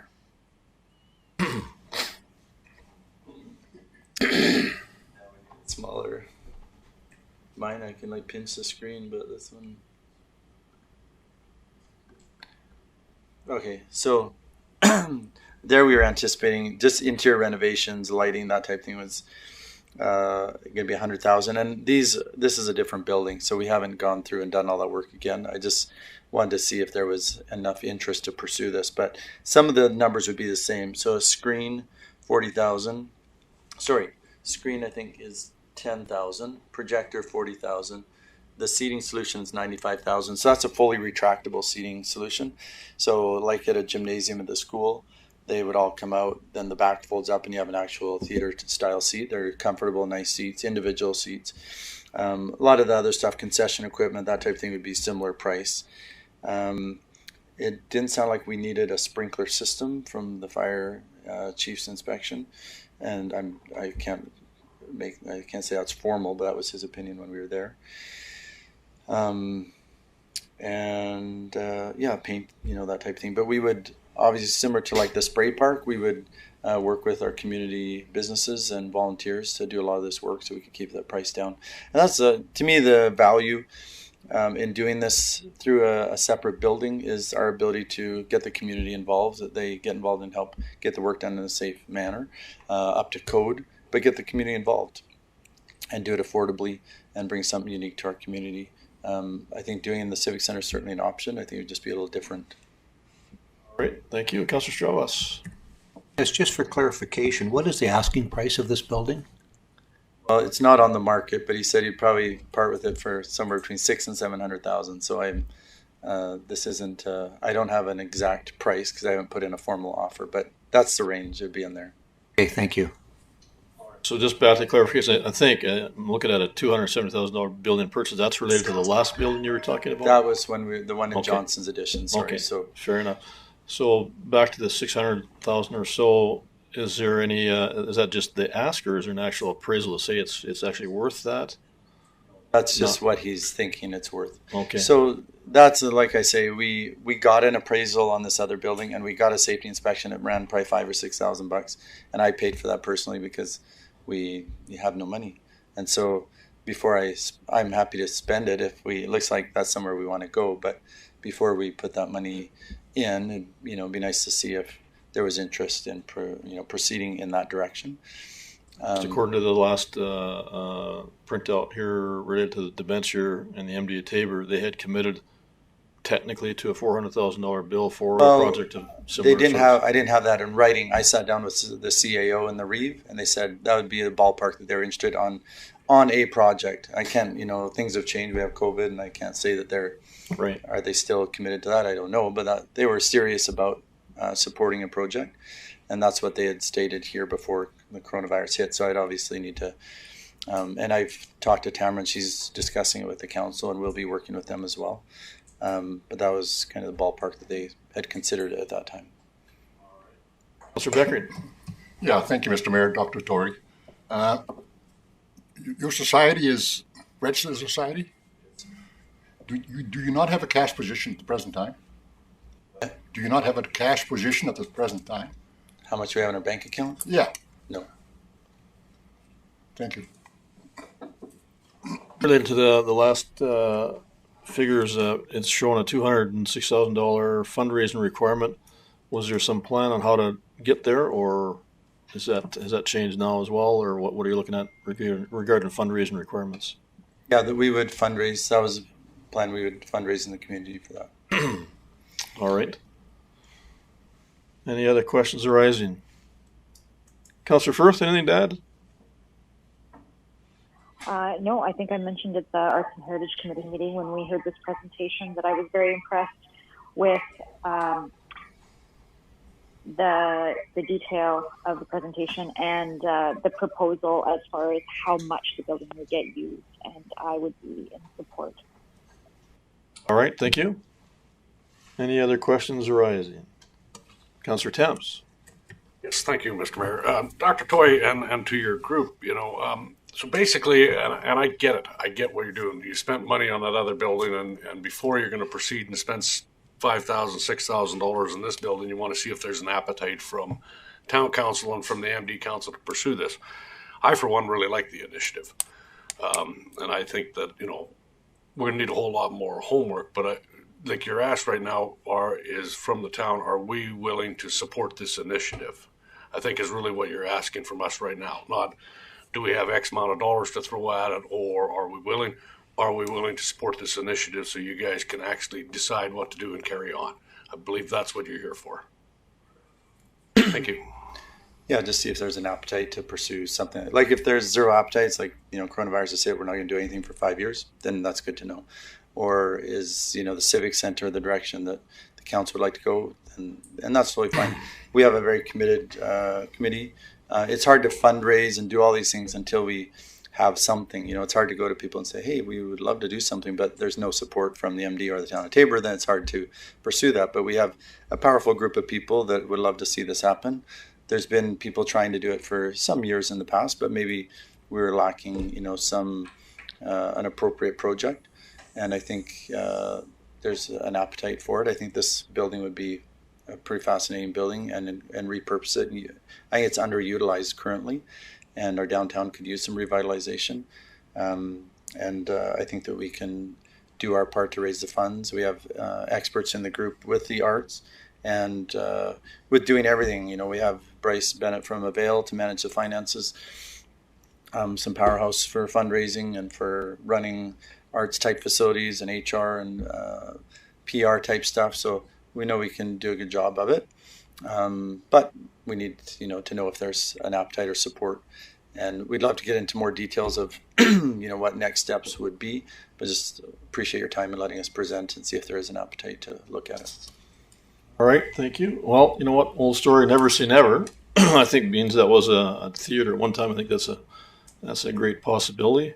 But as Councillor Tabbs indicated, some more homework is probably necessary and difficult to commit at this stage. And just for clarification, I think you're probably aware of what came out with the study about the Civic Center, suggesting, I think it was a couple $100,000. Mr. Arnold, does that sound about right? They were recommended to do something to make that the gymnasium, the rental area, if you will, feasible for that. Does that sound familiar to you? I'm not familiar with those statistics, but I'd want to bring that back to council at a later date. Fair enough. I'm just going from memory. It's been a while since I've looked at that. But anyway, there was some recommendation, if anything, to utilize the Civic Center. I think you're aware of that. But again, it's never say never to any possibilities there. So thank you for your presentation. And Councillor Stravos has a question as well. Yes, Your Worship, to Dr. Tory here. I'm on side here. I'd like to see, you know, something progress a little further in this community as well. Although I'm not totally convinced on this location, but Councillor Garner and I had the opportunity to attend to the theater out in Barnwell, what they've done there, and I was really quite impressed with how they brought that around and the seating and whatnot. You know, when you mentioned the Civic Center. You know, I mean, there's a kitchen there. There's lots of large space there. Perhaps, you know, as council, we need to take a look at that angle a little more clear and see if something, I don't know how many times, we'd have to check with our director, see how many times that building is utilized on a regular basis for different functions. But maybe that building could be repurposed. You've got, you know, ultimate parking there. You've got a huge stage, you know, I don't know. I'd like to see something happen for sure. The price tag of what you mentioned is kind of concerning to me. So I don't know. I think that as council we could certainly have a good solid look at that Civic Center and auditorium and see if something couldn't be done there to put a facility together, a theater. I think that, in my mind, that would be better than this option. But somehow we'd like to see this go forth. It's unfortunate that the grant funding for the first one never came through, but that certainly would have been down the road for all of this. But I'm on side with getting something done for you. All right, thank you. Councillor Garner. I guess I'll just chime in. I'm fully supportive of your cause. I keep looking over across the street at a great central location with a paved parking lot that can hold a lot of cars, that you can book anytime, and it's exclusively there for your use. It's got an attached, really good commercial grade kitchen there, so you could have dinner theaters, for example, your Tango and all that kind of thing. What it lacks there, though, for a theater use is some improvements to the stage, the sound system, some stadium type seating, and some lighting. And I think all of those things are doable. I mean, we just renovated that to the tune of several $100,000 just to make the washrooms perfectly fine for handicap access and that kind of thing. I think it's totally underutilized, and I would like us to see to use that more. And I think it's the ideal site that maybe we should focus in on. I appreciate what you're doing. You've got tenacity like nobody else. And I really appreciate that. So I don't want to be a roadblock to you, but I think we have to look at using our facilities to the maximum amount. Agree, and that was my original, when I was on the arts committee a few years ago, that was my opinion, was doing it in the civic center. Well, we were hoping to do the building right next to it. I agree with you, the central thing. The challenge I just find with any, I think at the arts committee there was thoughts, maybe we do it at the new school, the Christian school is adding on, but then their, whatever activities they have is a priority. And here, like, you have a school groups using the gym all the time, so you displace them and other groups and weddings and all that stuff. It may be difficult. And I would just love to see it come to the town. I'm not dead set on any building. I don't care where it goes. I just love to see the arts. I have extra time and I think some skill to try and help with things in the community. And I'd love to see it, get something in our community. So if at the end of the day there's a way to do it and still accommodate all the other demands on the civic center, I agree it's underutilized. And I think it would be it'd be great to have it central. And I do like the kitchen there, but and I guess it depends on income and stuff. I think it'd be difficult to be doing a movie thing nightly or every week, and still accommodate a lot of the other events that I think the town, as a central hall for the town, is there for. Can you still do a theater thing on a regular basis? Because like when the arts, they set up a play, they're there for 2 or 3 weeks. And you can't do anything else. And is that okay with other commitments in the community? I don't know. So I really don't have an agenda for any certain building. And I have no idea if that building is worth that much. That's just what he said. And if there was an appraisal that came back at 400, then made it for 400. I don't know. But I'd love to just see something. Whatever I can do to help get something in our community, I think it'd be awesome to have. All right, thank you. Councillor Beckering. Thank you, Mr. Mayor. Dr. Tory, I'd like to echo what Councillor Gardner said. Your tenacity is admirable. It seems to me, on the discussion we're having, that the society might prefer the old Miller Theater, I call it, as opposed to the Civic Center, but you would not be opposed to the Civic Center if it was feasible for bookings and things of that nature? I think we'd be willing to work with any type facility. I don't know how it works with the MD, getting the MD involved if it's in the Civic Center. I don't know if that matters or if that's if it's, the thought of working together for the community and getting the MD to support with funds and stuff is nice. And I don't know if they would, if it's in the Civic Center, if it would be the town going it alone. And then I think sometimes fundraising and stuff, when it's in the Civic Center, it might be more difficult than like the gymnastics center when they fundraise and say, hey, this is for our facility and it's backed by the town, but there's a little bit of a different feel. Where if it was in the Civic Center, it might fall mostly on the town of Taber to sort out the financing for the improvements and stuff. But we'd definitely love to work with whatever facility we can. Mr. Garner. I appreciate what you say about, when you have a production and what do we have? How many productions do we do a year? Two? Really 2 or 3, I think is what they've done in the past. I think the power rests within this room, where if we were able to say, hey, the first 2 weeks of November, that stage is booked, and also another time period, I think we could do that to facilitate that. That's a no-go zone for people. And I think it would bode well for you guys to look at it. Just as an aside, the original Rex Theater, everybody knows where that is? Right next to the Rex Cafe. It's sold today for $125,000. So based on that, I think the price of the facility you're looking at right now seems extremely high. The one that you've mentioned in your presentation. Just my personal opinion. Sure. And that price was just something we threw out there. As far as what we could actually get it for, you'd have to get an appraisal and see. But I just, we don't want to put more money into something if there's no appetite. If it's all like, hey, let's do Civic Center, and that's the only way to go, then that's fantastic. We just want to work together cooperatively. If it's nice to have it off-site and have the MD be a partner half-half or whatever, and we can get that for a reasonable price or something different, then that's fine too. I just, I work with the MD a fair bit and the town, and it's nice to get everyone on the same page working together on a project. And so that's why we've kind of looked at those other projects or off-site from the Civic Center. But all right, thank you. Councillor Bruin. Thanks, Mr. Mayor. Dr. Tory, I'm really intrigued by this old theater plan still, so I don't want to see it not thought more of. So your thoughts with the Civic Center being able to share it, closing it for 3 weeks. We have pickleball going. We have so much happening there now. And to shut down an arena or the auditorium for, I don't think it'll work well. But if we could get something like this and restore a building downtown, I think there is something here we should look at. All right, thank you, Councillor Thames. Thanks, Mr. Mayor, and I would like to echo what Councillor Bruin says, and I think what needs to come out of this meeting from council is what this theater group's looking for is that there's support from us as a town to build a theater.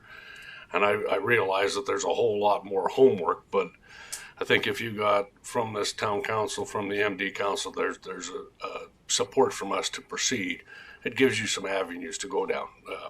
The gentleman that owns the building right now. So, to even go make an offer or to even proceed any further, I get it. Your hands are tied right now till there's some support. And I think that's really all that has to come out of this right now is for you guys to hear that there's support from us as a council. I, for one, would vote in favor of something like that, but I'm one member. So, but I think it's a great plan. Thank you. Councillor Garner. I guess I would respond to Councillor Bruin.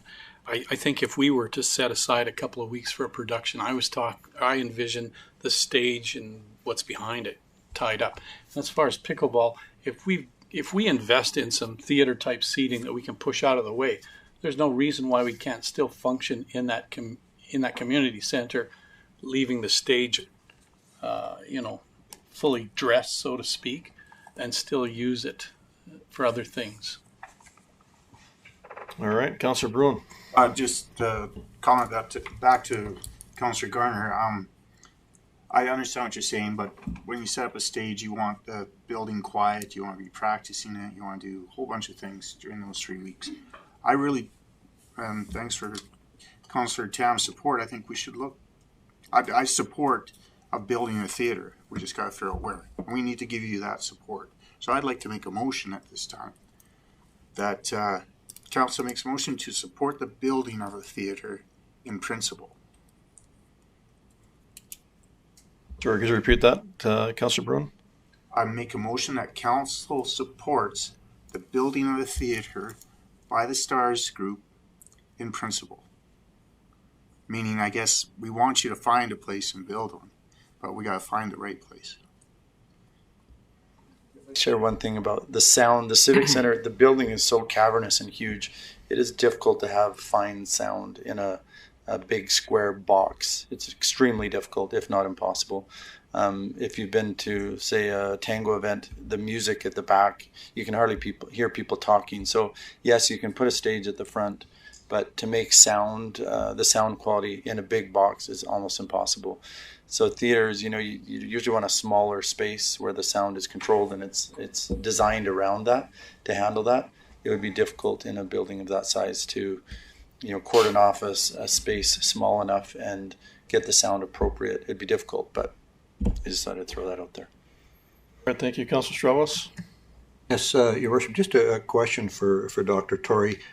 Can you just enlighten us a little bit? What is a Sheridan seating solution? So it's like that's the name of the company, but so like in a gymnasium at Myers or St. Mary's, when all the seats are retracted, they're up against the wall, and it can be huge. It can be like in the University of Lethbridge and Lethbridge College, they'll have retractable seating. So when you turn the key, it comes out and it slides out, and you have your steps all the way up. And for nice theater seating, the backs fold down, so you have individual seats like in a movie theater, and they're comfortable seats. It's not like just a flat, bleacher type style you might have in a high school. They're nice seats. And they're about, that's that 95,000 was for, I think it was right around 200 seats.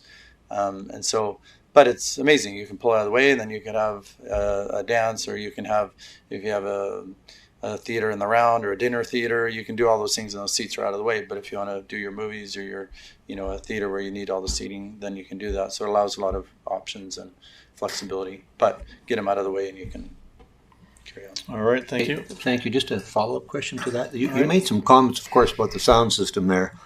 And we know that building was designed years ago, and the sound system is, but that building can be repurposed, to where it is more sound effective. There's no two ways about it. Just just needs to be addressed by a professional. But I'm kind of intrigued because you've got that 95,000. That's 200 seats.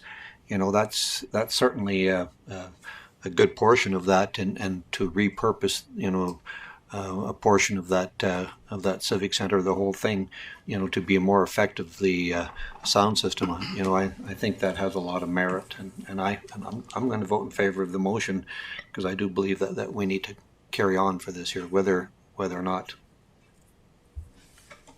For myself, I'm in support of the potential project. I guess I'm just so I'm not against Councillor Bruin's motion directly. I just have a question for Mr. Armfeldt. Is that a limiting motion as far as what our presentation is actually asking for support to build a building in principle? No, I saw Dr. Tory nodding that that's what he is looking for. Now it is coming to a matter of location, and for that I think that council needs to direct administration to look into some costs ultimately, because what you're talking about is the renovation costs of one building over another, and then the usability of one building over the other going forward. So if there's renovations that go on in the Civic Center, you limit the use of that. What does that look like? And if you renovate a building specific purpose for a theater, that, you know, then that obviously leaves the Civic Center for its uses going forward and makes a specific theater building. So those are the challenging questions that council is going to have to answer as we continue down this path. Great. I guess just I guess back to Councillor Bruin. I think I know what you're trying to say. I'm just trying to make sure we're covering all the bases. And you talked about flexibility previous, right, as far as options. So that's all I'm saying. Is there potentially some other friendly amendment that can cover all the bases? Well, my motion basically was that council supports the building of the theaters for the Star Group in principle, meaning go ahead and find some buildings, look at stuff, but let's keep this going. We want a theater in town. At least I do. I support a theater in town, so I was hoping my motion would be clear enough that it would be passable. But if you guys think another one would be better, I'd surely. I'm just going with what you're suggesting before, covering all the bases. That was my ask. Does that, Mr. Armfeldt, cover all the bases in your?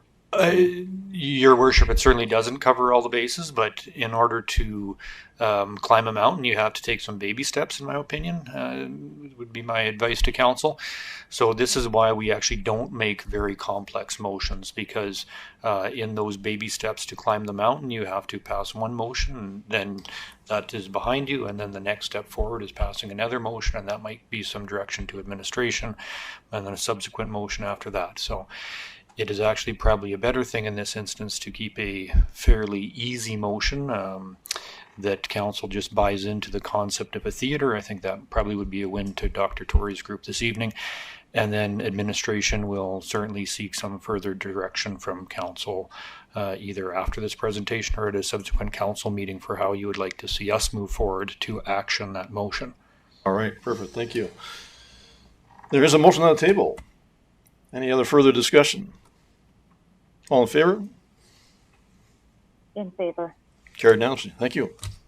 Thank you, Dr. Tory and Sarah for your presentation.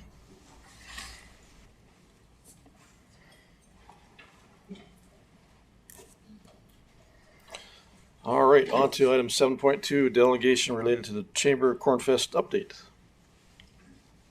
Yes, I believe we have some representatives from the, and here's Ms. Sorensen coming in now.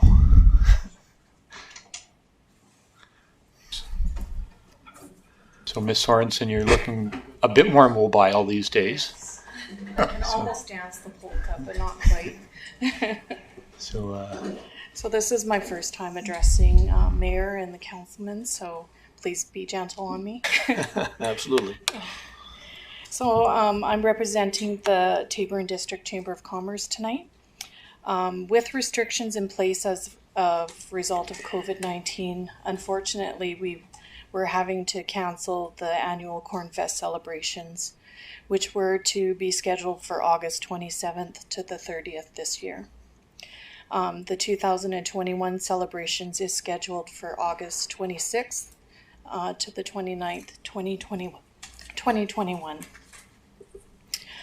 The Chamber has been working on a small event which can meet all of the Alberta government recommendations and restrictions in order to provide local business and artisans with an opportunity to showcase themselves. So with assistance from Gear Lords of Taber and the Town of Taber, coordination for some activities is underway. A map of the event layout, I believe you all have received a copy perhaps, and this is tentative because some things may be changing still as we're in the planning stages. I think not on your map is the potential of the Legion having a beer gardens also. So I don't know if you want me to go over the map, but I think there's road closures that we're asking you for today for your permission. The Gear Lords of Taber are going to have their car show, and I think those streets are normally the same, and we've stayed with that. Something new is the road closures for the shopping, and so there's potential for some patios for some local restaurants and bars, and some potential sidewalk sales and promotions that the local shops will be holding. So this is going to be held on August 29th, which is Saturday. So I mentioned the Taber Car Show, and it'll be held downtown from 10 till 4. We are looking into having a free pancake breakfast, which will be drive-through, and the time is still to be determined. It's either 9 or 10 in the morning. It's going to be free, but it will be limited as to we're going to have to purchase individual packets of syrup and forks and knives and so forth. A shop local market is for the street closure, and it's going to be along with what we're running as a chamber for 2 weeks. It's a shop local promotion, local first. And so for 2 weeks, we'll be giving out $25 gift certificates to our local chamber businesses. And actually chamber is footing that bill. We're not asking for any money from those shops. And we're asking the farmers market to move from Thursday till Saturday, and that will be held in the same location it normally is, from 4 till 7, and the local food trucks will actually be in kind of behind the building itself right here, just in the parking lot back there, from 1 until 6. We hope to have a sod turning for our new building also, which will be at 11:30. And then the Taber Chamber will be giving out free corn at the Santo Taff Park at 12 p.m. And then to end the day, we'll be giving out fireworks. Or not giving out, we'll be lighting fireworks. Sounds like a protest. That's not quite as fun. Sounds like a protest. Everybody in favor of getting free fireworks. So while these events are not Cornfest, it is the Chamber's intention to provide our community with an outlet to celebrate summer and all that Taber has to offer while supporting our local economy. So that's my presentation, and then I'll field any questions if you have any. All right, thank you. Any questions arising? Councillor Garner. I have a question. Thank you for your presentation. Very well done. Thank you. You had mentioned that the farmers market would be from 4 till 7. I was under the impression it was going to go during the day. Okay, so again, maybe I was mistaken. No, I just need a little I clarification. think, Ms. Sorensen, if we could have somebody come in from the bench there. Yes. Ms. Lutz might have Yeah, so we do plan to run the farmers market that Saturday from 1 to 5. And food trucks will be permitted to operate like they are at the farmers market all day, and they'll park in the traditional spot back behind the admin building. Makes sense. Councillor Strauss. Yes, Your Worship, just a question for Mrs. Sorensen here. Have you had a conversation with the fire chief about the closure of 52nd, 49th, around the new emergency services building? I believe so, yes, we have been in talk with them, but that again was a different, someone else is going to take me out. Through your worship, to Councillor Strauss, yes, we have had an operational meeting with fire, police, public works, recreation. So they are all on board with that. They will just accommodate the ambulance on the other side, and they've been working with the car show operators for that. Thank you. Perfect, thank you. Any other questions arising? All right, thank you so much. Mr. Mayor? Councillor Firth, yes. Thank you, Mr. Go ahead. Mayor. No questions. Yeah, just a comment. I would like to thank the Chamber. I'm glad to hear that something is being planned for that weekend, and I appreciate that the focus is on supporting our local businesses, which I know is the mandate of the Chamber. But it sounds like it's going to be a really fun day, so thank you. Again, if I could echo that same comment, thank you so much for going forward with this. It's definitely going to be a welcome event, and I look forward to August 29th as a result. So thank you all. Appreciate that. With that, someone prepared to make a motion. Councillor Tams. Yes, Mr. Mayor, I'd like to make a motion that council accepts the information provided by the Chamber of Commerce. Thank you. Motion on the table. Any further discussion? All in favor? In favor. Carried unanimously. Thank you again so much. That means go ahead, Joanne. That's what it means. Go ahead. Go ahead. I can go have supper. Thank you, everyone. All right. Next is media inquiries. Tabor Times. Trevor. Hey, no inquiries, guys, but I just wanted to say, like, you guys have noticed I've been a little hit and miss recently. It's basically just staffing challenges. I just wanted to make you guys aware. You know, I won't always be able to be here regular. I'm gonna try and make as many meetings as I can, but I just wanted to make you guys aware that it's not, it's not anything personal. It's not Never thought it was, Trevor. No, I'm still covering meetings. Not worried about it. And everything, so. Right. But I just wanted to say that personally so that you guys know that it's Perfect. Thanks, Trevor. And if you're not here yourself and or somebody is watching the live stream and they may be calling and or texting in for questions, is that correct? Occasionally, yes. I discussed that with Yeah, that's absolutely fine. We will I will check for sure. Absolutely, if that comes up. Just wanted to touch base with you guys. All right. Perfect. Thank you. All right. With that, I need a motion to move into closed session. Councillor Beckering. Mr. Mayor, move into closed session. Motion on the table. All in favor?